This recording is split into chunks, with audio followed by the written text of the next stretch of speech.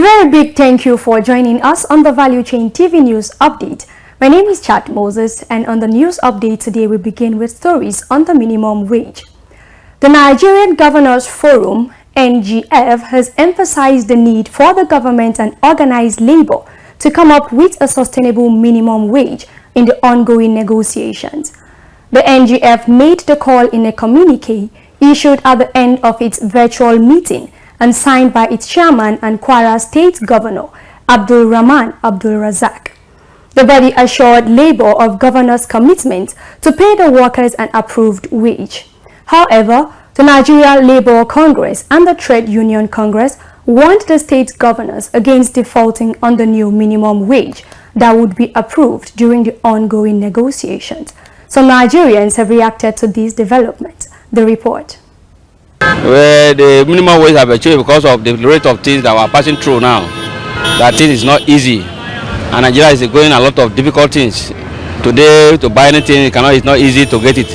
So that minimum wage have to be implemented and have to pay to the people that it needs immediately, so that we can enjoy the dividends of Nigeria as we are today. That is the only thing we are hoping for, and let it be so that people will enjoy the dividends of our country, Nigeria. The labor has already given them the percentage what they were supposed to pay. This is now less for the federal government to call to liaise with the labor to let everything go in a smooth way, so that everything will go in the way that we want. Things are very hard now, so the government should look the other side too. You understand? So that people will not be complaining. Imagine how much the cup of rice during Buhari time and now. Everything I have inflicted. Since they removed that first subsidy, everything has just stopped. You understand? Everything is like Nigeria is stopped. I stopped working. So you people should let the government try and look at these poor people, their faces. People are suffering. It's like we like taking cosmetic approaches. We look at issues that we are supposed to resolve in the form of something that can be long term, like increasing production to increase our IGRO, right? Internal generated revenue. But we are not doing that. We are actually looking at how we can spend more. Basically, we are spending more. Number one, in the aspects of the civil servant, how productive are they? You understand? Does their productivity worth this amount of money? How productive are they? You go to parastatals, you go to agencies, you see civil servants while in the wait time doing less or nothing. And most times you see that we have a replication of tasks, in the sense that you see two or more people doing the same thing. So we have a high number of civil servants doing the same thing. All right. So how do you ensure that these people that you want to pay this amount of money are productive? That's on the side of the civil servant. Then on the side of the federal government, we know that this is unrealistic. So we have to sit down again and then review it downwards to an amount that is sustainable, that is better. Vice President Kashim Shettima has said that it is sad and disheartening that some Nigerians do not wish the nation well. The Vice President said this in his remarks at the second Chronicle Roundtable organized by 21st Century Media Services in Abuja, emphasizing the need for Nigerians to unite in order for the nation to move forward. Shettima explained that the present administration's renewed hope mandate is categorized into an 8-point agenda to guarantee economic growth, eliminate poverty, create job opportunities, amongst others. He acknowledged that leadership is a very critical factor for the progress of Nigeria, adding that politics is over and governance has come to move the nation forward. The Nigerians, they did not agree to themselves that they are Nigerians. That is why we are having the problem. So for that issue, we have to stand up and defend our country. Some people, they will stand up and defend the country. At the other side, they will turn back. That is why we are having challenges in this country. Sometimes I will agree with him, sometimes I will not agree with him. Yeah. Because all of us were the problem of this country, both the leaders and the followers. You understand? So we are the cause of this problem. both the leaders and the followers.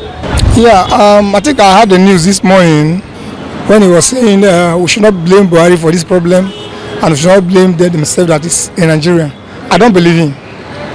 I don't believe him at all, because he has been in the power for an instance now more than 8 to 10 years, and even in his state, the problem is having in his state is still happening there up to date. He couldn't solve it, and he's now in the presidency for 1 year. They could not do anything better. All the promises they make fail. So they are the problem of Nigeria, not the Nigeria themselves. Yes, because in anything you are doing, you start from the head. Once a boy or a child is corrupt, they blame the parent. So they are the parent. So I'm blaming them. They should go and put their house in order. They should go and fill the promise they made. How much is fair today?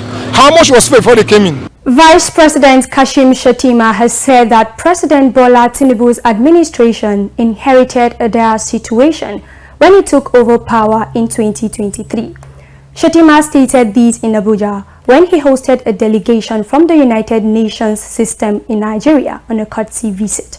He explained that President Tinubu's decision to abolish fuel subsidy and unify the exchange rates to allow the naira to float freely created a lot of challenges from the humanitarian end, noting that they were tough but necessary decisions to rescue Nigeria from economic disaster. Shettima, however, assured that Nigeria would work closely with the United Nations to address the country's challenges, promising the delegation that Nigeria would close ranks with the global body. And moving on to fuel supply, as Nigerians battle with the fuel scarcity, over 9,000 oil marketers are on the verge of losing their operating licenses. To prevent this, the Independent Petroleum Marketers Association of Nigeria, IPMAN, has urged the Nigerian National Petroleum Company, NNPC Limited, to extend its final deadline for licensing renewal to July. IPMAN made the request known in a release signed by its National Public Relations Officer, Chief Chinedu Ukadike, in Abuja. The association also appealed to the Nigerian Midstream and Downstream Regulatory Authority, NMDPRA, to release the 9,000 already processed licenses to its members. The Nigerian Upstream Petroleum Regulatory Commission, NUPRC, is moving to speed up the conclusion of regulatory oversight on the ongoing oil asset divestment by international oil companies. According to reports available to Value Chain TV, Nigeria would add at least 700,000 barrels per day to its current daily production volume to hit about 2 million barrels per day before the end of the year. NUPRC added that all interested parties to the joint ventures must amicably resolve their differences before it can perform its regulatory functions as provided by the new law. Moving to the power sector, the nation's power generation capacity has hit 4,800 megawatts following the coming on stream of Zungeru Power Plant. Minister of Power, Mr. Adebayo Adelabu, disclosed these at the commissioning of the 63 MVA 132/33 kV mobile station in Aja, Lagos State. He equally disclosed the addition of 628 megawatts to the national grid. The minister said the federal government is working towards achieving 6,000 megawatts by December 2024. Moving to the banking sector, the Nigeria Deposit Insurance Corporation, NDIC, has announced a revision of the maximum deposit insurance coverage, MDIC, for banks operating within the country.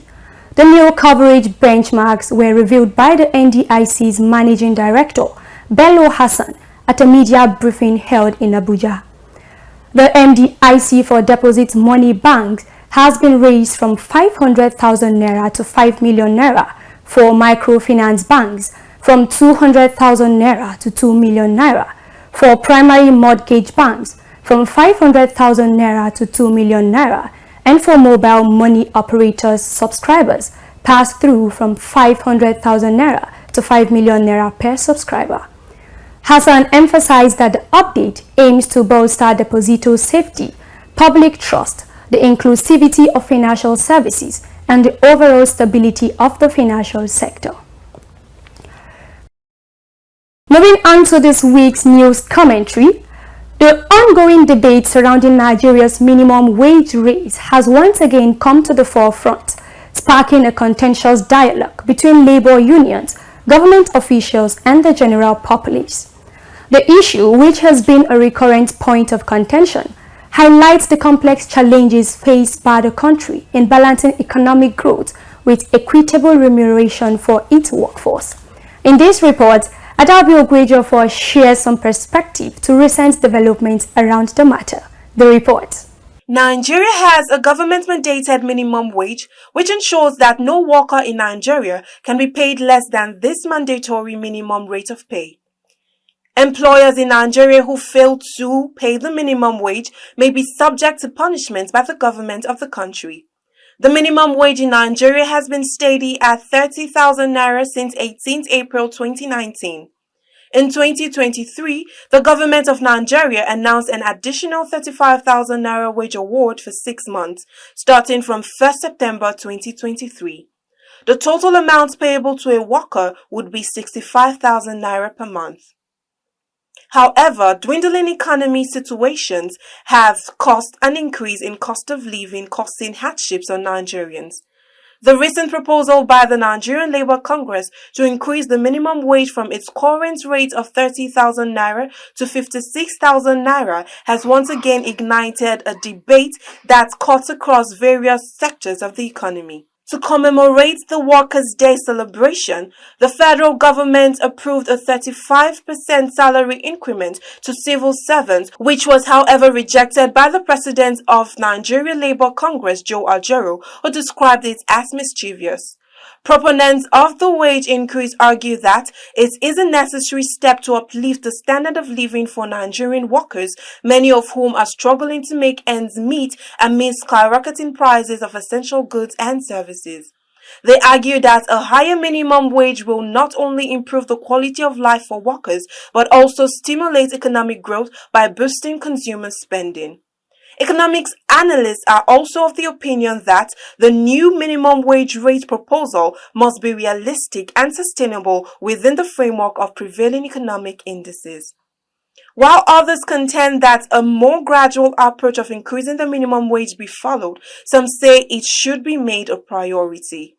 The federal government during Workers' Day celebration assured citizens of an increment. However, the question of feasibility lingers in the hearts of Nigerians. As the debate continues, for all stakeholders, it is now important to engage in constructive dialogue aimed at finding sustainable solutions that benefit all segments of the society. Adabi Ogwejofor reporting for Value Chain TV. Now that's the end on the Value Chain TV News Update. I remain Chat Moses. Thanks for joining us.